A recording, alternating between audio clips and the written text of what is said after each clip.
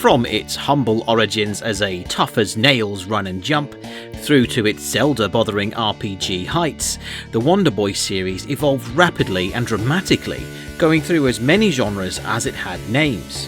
And so, naturally, the final game in the series, which we will look into in this video, changed things up just one more time. But before I get into it, I just need to clarify an important point. While the entire series was known best as Wonder Boy in pretty much all of the English-speaking world, the naming convention was a little more complex in its country of origin. The first game was known universally as Wonder Boy, as we already learned, except for the Game Gear port where it was called Revenge of Drancon, and the Japanese Mark III version rechristening him as Super Wonder Boy to distinguish it from the earlier SG-1000 game. But look, my point is that at that time, if you said Wonder Boy wherever you were, people knew exactly who you meant. But by the second game over in Japan, many of the titles fell under the Monster World sub-series, reflecting the world in which the games took place rather than the protagonist. So, in Japan we had Wonder Boy, Wonder Boy 2 Monster World, Wonder Boy 3 Monster Lair, Monster World 2, technically Wonder Boy 4 but it never carried that title, and Wonder Boy 5 Monster World 3. Everybody got that? Good! Yes, but why is any of this important? I hear you all shout silently. Well, whereas the Western titles implied that the series chronicles the adventures of a single male protagonist, or at least a number of different male protagonists who take turns as so-called Wonder Boy, the Japanese Monster World series, or sub-series, is a saga of adventures that takes place in one troubled land that has to call upon the help of a lone warrior to save them from whichever tyrannical terror had invaded them that week. And this will go some way to explain why, in a series of games commonly known as Wonder Boy, the protagonist of this game is a girl.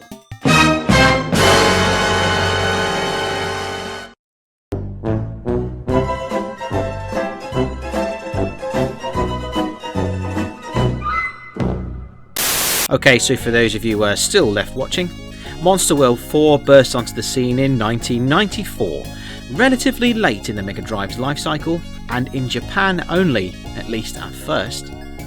It was developed by, of course, Westone. Who else? The story this time? Well, would it surprise you to learn that some terrible fate has befallen Monster World and a solo saviour must embark on a lengthy and treacherous quest to save it? Probably not. One day, centuries after Shion, him from the last game, saved everyone from the clutches of the Biomecha, a young woman named Asha hears whispers on the wind pleading for help.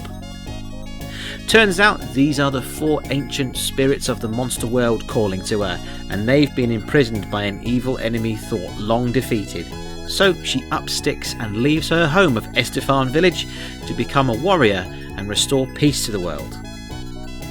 Much like the previous game, it's a Metroidvania type with RPG elements, but this time in a somewhat limited open world. After a protracted first level representing Asha's journey from her home, the game centres around Rapadanya City, to which Asha continually returns throughout the game. Here, after a quick stop at the castle to meet the Queen to get her warrior's license, Asha joins forces with the Pepelogu, a mystical, cuddly creature of a species thought to be long extinct. Everyone in town seems to have one of these proto-Pokemon type creatures, which have inexplicably become very popular of late. There's an old lady who irrationally distrusts them, and is suspicious of Asha's Pepelogu in particular, since hers is the only blue one in existence. Nothing sinister about any of that, I'm sure. Move along. Nothing to see. Anyway, it turns out a Pepelogu is a perfect companion as it can help Asha to glide or double jump across large gaps, operate switches, shield her from fire, and even dive into water to save her from drowning, like a little blue David Hasselhoff. That's not to say that Asha is helpless on her own, far from it. She's much more agile than her predecessors, and she's a dab hand with a sword, slashing up and down and even impaling enemies from above like Scrooge McDuck. Like the previous games, Asher can upgrade her armour, shield and weapons, which she can buy from shopkeepers, but she can only hold one of each at a time, although they can be exchanged back at the shop. Asher can find life drops. These are collectible items secreted all over the game, which can increase her health by 1 heart for every 10 found. So, in keeping with the previous games, here are the familiar RPG elements of exploration and collection, which, while not crucial for completing the game, sure do make it a lot easier. Your progress is saved by visiting this old fella, appropriately named the Sage of Save, and you'll meet him at conspicuous moments throughout the game. In the midst of the city there are 4 doors, each leading to a different realm in which one of the 4 spirits is imprisoned. A medallion unlocks each door, but if Pepilogu needs to enhance its powers to overcome the obstacles found in that level, it'll say so and refuse to go until it's fed a Pepe fruit, which is found at a nearby tree. How convenient. As to be expected, it's not all hack and slash action violence. Many of the levels involve puzzles and obstacles just as much as baddies to fight. Here's our old friend the Sphinx back once more, and true to form, he challenges Asher with riddles instead of combat. Each level conceals yet more special items and life drops, so thorough exploration comes highly recommended. Bear in mind also that once a level has been cleared, there's no returning to it, so anything missed is lost forever. Defeat the boss in each world to free the spirit and go back to Rapadania with the help of a sassy genie to find the medallion for the next door. Compared to Monster World 3, the gameplay is a bit pared down and more linear in places, but in fact it's more expansive than before thanks to these huge levels. The open world elements are restricted only to the city, parts of which become more accessible throughout the game as Pepilogu becomes stronger and more capable. But in the other world, the gameplay is the usual find your way to the goal routine, focus on using Pepilogu to navigate the levels. But that's fine, because in a game this big, there's enough backtracking to endure as it is, so the more direct gameplay in these levels streamlines things somewhat so it feels like less of a chore to get through. The upshot of this is that Monster World 4 is in many places a lot easier than Monster World 3, although I don't see that as a bad thing to be honest. And while it departs in some ways from the games that came before it, it retains some continuity with them too. There are numerous callbacks to the previous adventure, not only the Sphinx as I mentioned earlier, but the ancient spirits as it turns out, are the 4 companions that we met in Monster World 3. There's even a book that can be found that appears to tell the tale of Shion's quest from the last game. Out of all the games in the saga, it's certainly the most polished and technically brilliant. There's nary a bug or a glitch to be found. The graphics are colourful and fluidly animated, and I don't know what you think of Asher shaking her booty at us every time she opens her chest, but I think it's very funny. I see you, baby, shaking that ass, shaking that ass, shaking that ass. The whole production is complemented wonderfully by a score from Jin Watanabe. Yet this time it's not series stalwart Shinichi Sakamoto, surprisingly, and I don't know why he wasn't involved this time around. But it's no matter because Watanabe's score is wonderful, it fits the locations and tone of the game really well.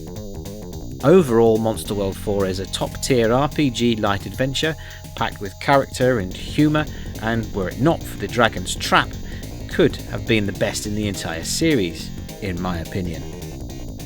Being a Japanese exclusive at the time of its release, a contemporary review of Monster World 4 is tough to come by today, so instead we'll have a look at Nintendo Life's review in 2012 of the translated Wii Virtua Console version.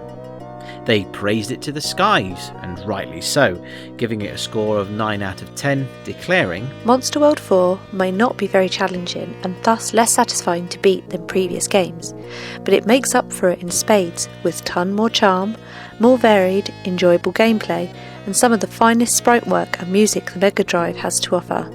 Now let's hope it sells well, so Sega finally decides to make a new instalment. well, they got their wish. Sort of, as in 2018, Monster Boy and the Cursed Kingdom, released for PS4, Xbox and Nintendo Switch, became the first new episode in the Monster World saga for over 20 years, albeit without Sega's involvement. It's not entirely clear why Monster World 4 was never considered for a rest of the world release, but one might take an educated guess or two.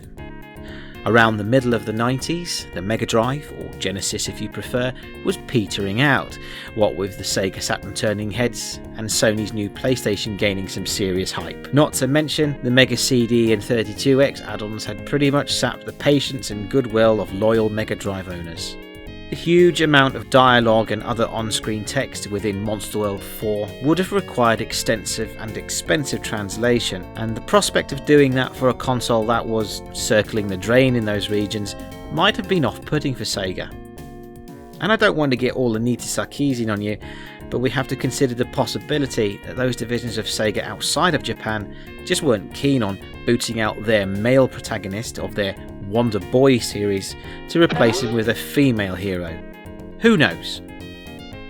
Whether it was the language barrier or a glass ceiling keeping Asher from the rest of the world, it wouldn't last for too long, as fans hacked the game and provided their own translations, which would surface by around 2002.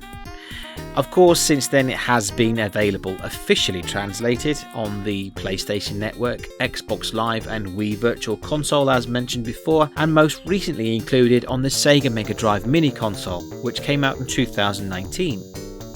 The original language version was also available for a short time on the ill-fated GameTap service in 2005. A remake called Asher in Monster World, developed by ArtDink for PC, Nintendo Switch and PlayStation 4, was released in May of 2021. It features additional voice acting, 3D graphics and new music, and has proven particularly popular.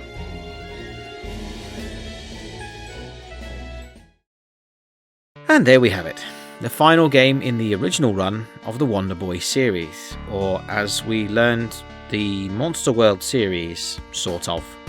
Or was it Adventure Island? Or was it this Adventure Island?